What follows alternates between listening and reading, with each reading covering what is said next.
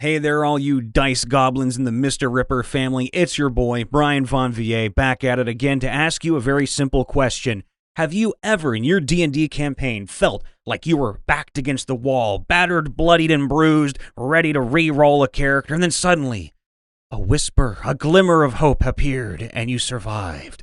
Well, we have a set of stories just for you. What's your luckiest holy crap we survived moment? Part 2.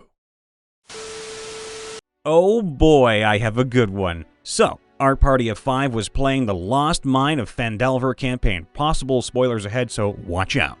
We were in Wave Echo Cave, working our way through all the enemies, essentially taking the caves a section at a time to clear it of all dangers, taking rests as needed. We had been down there a few days, and we're getting pretty deep into the cave. We just finished off some more ghouls when we get sucked into an unexpected fight with bugbears. Thanks to our warlock using Crown of Madness, we are doing alright, even tying up the remaining bugbear. We then ask him to show us to his manager. Alright, Karens, alright. We get taken to this big fancy room that reminds us a bit of a temple or such, and are presented to a dark elf gentleman. We amicably get into conversation with him, explaining our purpose of clearing out any hazards in the cave, completing a map of it, and how, unfortunately, his subordinates kept causing a ruckus for us. At first, things seemed to be going well, after we refused to give away who our sponsor is, sensing that it would be dangerous for the dwarf who had hired us, and not being willing to accept coin to swap sides and work for the dark elf. He gets frustrated and charms our rogue to shut the door, essentially locking us in.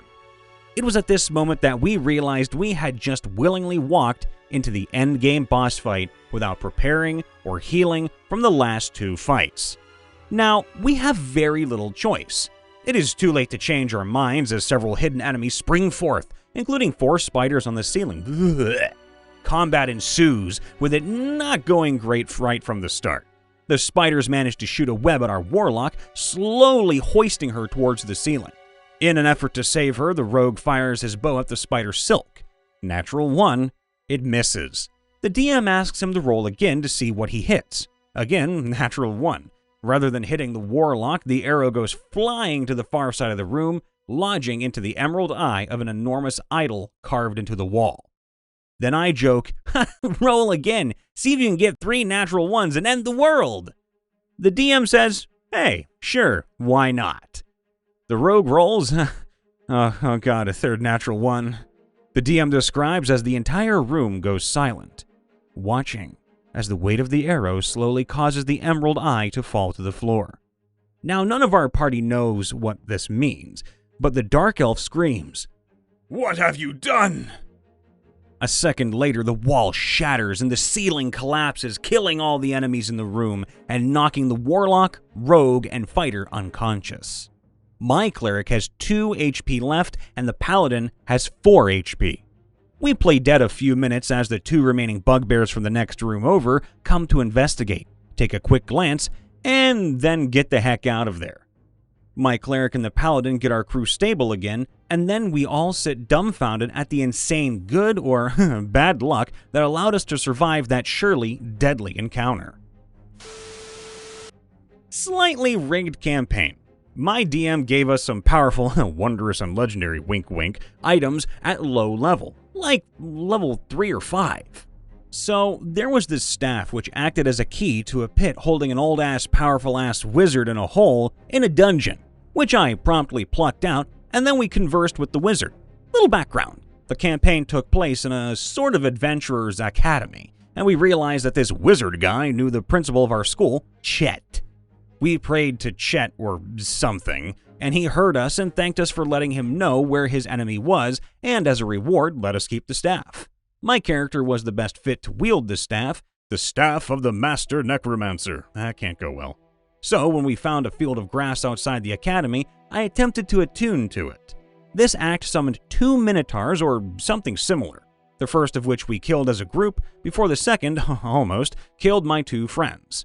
And I got a lucky crit, I think, and finished it off. I then made a religion check to pray to Chet, telling him my friends were nearly dead and entirely unconscious. And got an 18. Chet tells me he's extremely surprised we were able to kill the minotaurs he hid inside the staff. I guess he was the one who locked up the wizard, ? And revives my friends to full health.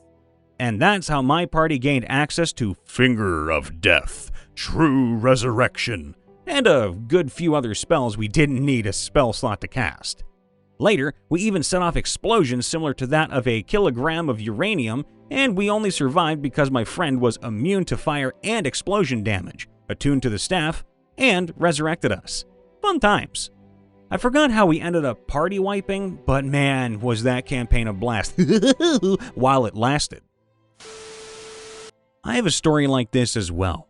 So I play in a D&D Discord server. Everything we do is based around the Avray bot. But regardless, due to it being a large server, character levels tend to be all over the place, which is important. I was a level 5 druid, teaming up with a level 4 and 2 druid bard combo, and a level 11 monk for some training with a Death Knight NPC the DM made. Our first hurdle was climbing up the dang mountain the Death Knight was sitting atop. Both me and the druid bard and the monk wasted several level 2 and 3 spell slots, inspiration, key points, wild shapes, and HP just getting up due to being pelted with boulders the Death Knight was throwing down at us, and we needed to make 5 athletic checks to get up. Once we got up there, though, we weren't even given a short rest to recover. We had to fight the Death Knight, sorta.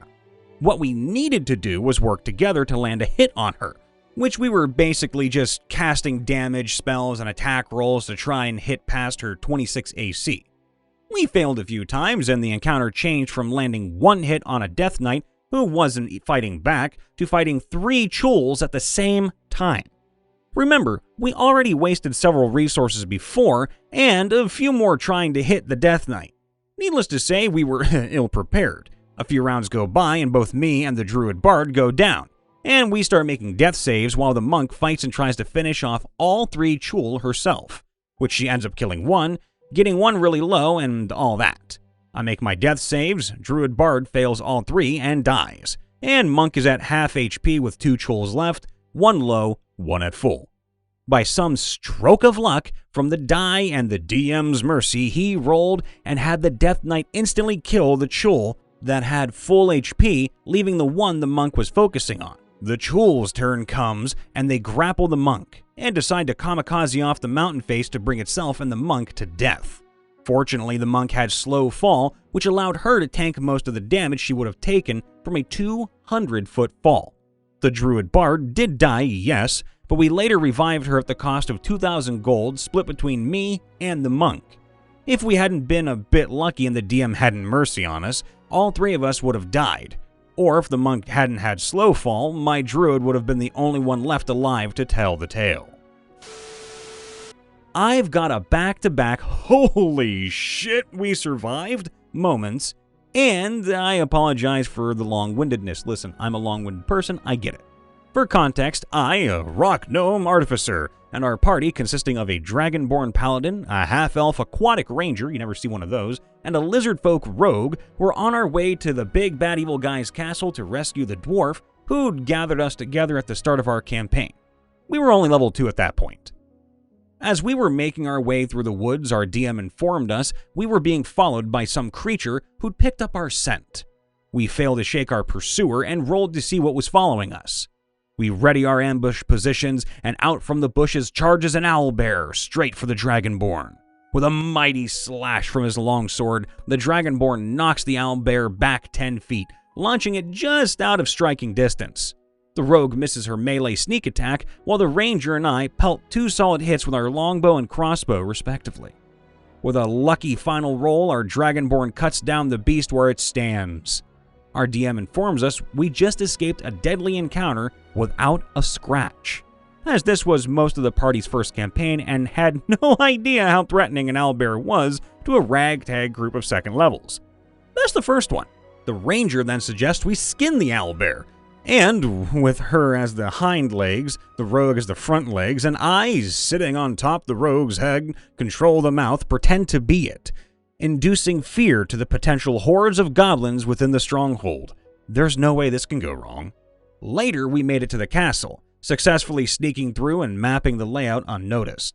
We find our dwarf companion lying unconscious in the throne room. Sitting on the throne across the room was the King Goblin, with some mysterious cult woman by his side. We carefully close the door and go into the adjacent room to plot our next move. I do a perception check of the room to see if there's anything of use to us. The DM informs me of this massive fortified door with a heavy wooden beam braced across the front. It screams a danger. The Dragonborn, who loves to show off his immense strength, having only heard heavy wooden beam, walks up to the door and yeets the beam clear off the door. Door swings open, and inside, is another owlbear. Oh god. DM gives us a split second to decide what we should do. We turn tail, single file, and haul ass out of the room. The rogue busts open the throne room door, interrupting the conversation between the Goblin King and the cult woman. She notices a second door just left of where she barged through, shouts, "This way!" and rolls to grab the unconscious dwarf. She gets a critical fail, slips, and goes prone. I zip in second, taking aim with my crossbow for a Hail Mary shot at the Goblin King. It misses. The ranger flies in behind us, notices a MacGuffin in the corner of the room, shouts and points, "Grab that!" to my character. She then rolls a just passing strength check, grabbing and dragging the dwarf across the room to our exit point. The whole time this is happening, our DM is describing the sheer bewilderment of the big bad evil guys. Just then, the Dragonborn explodes through the door, the owlbear hot on his heels, and uses his body as a battering ram to smash through the other door. The Goblin King and cult woman, now gathering their bearings to the situation, turn to face off against the owlbear. We leap out of the Dragonborn-sized hole in the second door, jet through the courtyard and into the woods, dwarf companion and MacGuffin in hand. TLDR. Level 2 group BS luck kills an owlbear, skins it to use as a fear weapon, and is attacked by another owlbear before getting to use it, making the luckiest impromptu escape from the big bad evil guy's castle with a rescuee and the MacGuffin. Damn, you guys got lucky.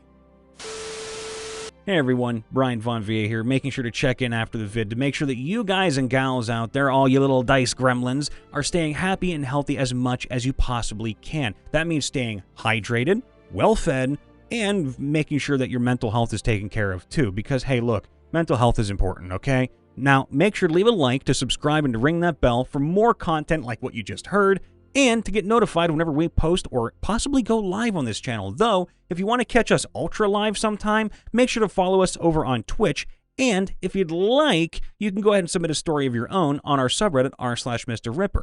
Links are going to be in the description below. If you want to catch me, your local narrator from Ohio, live, you can do so on Twitch or on YouTube. Links are going to be in the description below, or you can just find me at Brian Von VA. And as always, I just want to say one positive thing at the end of the video, and like usual, it's something simple.